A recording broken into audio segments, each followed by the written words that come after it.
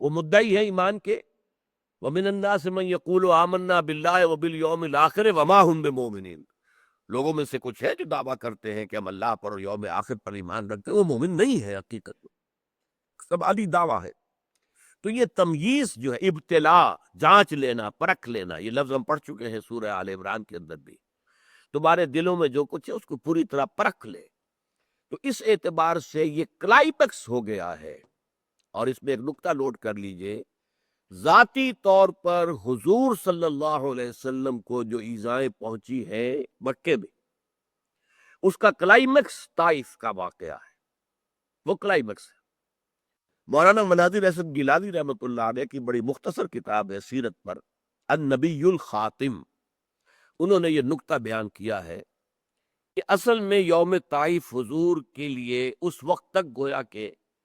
اللہ تعالیٰ نے حضور کو کفار کے حوالے کیا ہوا تھا کہ جو چاہو کر کے دیکھ لو ہمارے نبی کے ساتھ، آزما لو ان کے ثبات کو، ان کے صبر کو، ان کے استقامت کو، ان کی ول پاور کو دیکھ لو، جو چاہو کر لو، ہم راستے میں نہیں آئیں گے، تھوک میں جا کر دیکھ لو ہمارے نبی۔ لیکن یہ پروسیس پہنچ گیا کلائمیکس کو طائف میں، اور اس میں نے آپ کو دعا سنائی تھی جو حضور کے قلب مبارک سے نکلی ہے گہرائیوں سے۔ اس کے بعد سے ٹرن ہو گیا معاملہ حضور کی حفاظت معجزانہ انداز میں، کہ حضور مکے سے چلے ہیں، رات کو نکلے ہیں، تو حالانکہ پہرا موجود تھا کوئی دیکھ نہیں سکا۔ پھر آپ غار ثور میں اگر منہ پوش ہیں تو غار ثور کے دہانے پر پہنچ گئے ہیں، پھر بھی نہیں دیکھ سکے۔ پھر جب سراقہ جو ہے وہ آ گیا ہے آپ کے قریب پکڑنے کے لیے، تو اس کے گھوڑے کے پاؤں دھس گئے، دوبارہ نکل کر کسی طریقے سے آ گیا، پھر دھس گئے، تو پھر آ کے معافی مانگی، ایمان لے آیا۔ تو یہ جو معجزانہ تحفظ تھا حضور کا، یہ در حقیقت غزوہ طائف کے جو حالات تھے اس کے بعد ہوا۔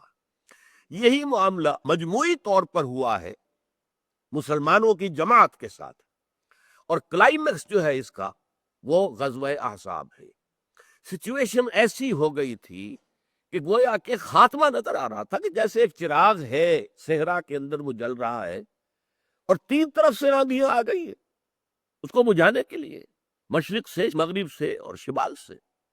بس خالص جنوب کا جو علاقہ تھا مدینے کے جہاں وہ ہر رات تھے وہ کھلا ہوا تھا، باقی تین طرف سے گھیراؤ تھا سخت، اور سب رست بند ہے، کچھ نہیں آ سکتی،